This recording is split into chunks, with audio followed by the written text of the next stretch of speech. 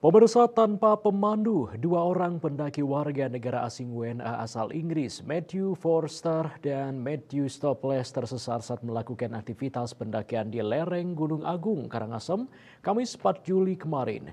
Keduanya akhirnya berhasil dievakuasi oleh tim gabungan Basarnas Karangasem.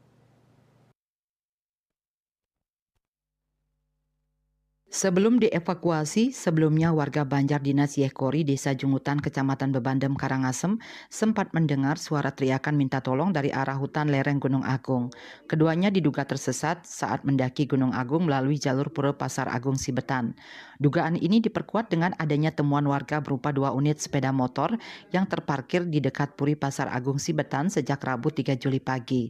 Koordinator Pos Pencarian dan Pertolongan Basarnas Karangasem, I Gusti Ngurah Eka Wiadnyana, Jumat 5 Juli mengungkapkan sebelum keduanya tersesat, rekan korban sempat berkomunikasi lewat telepon genggam mengatakan akan melakukan pendakian.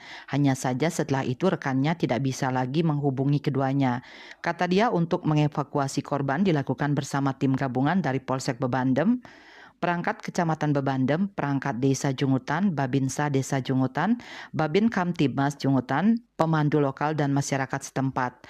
Setelah melakukan pencarian beberapa jam, akhirnya tim gabungan berhasil menemukan kedua korban dalam keadaan selamat di ketinggian 1.700 meter di atas permukaan laut.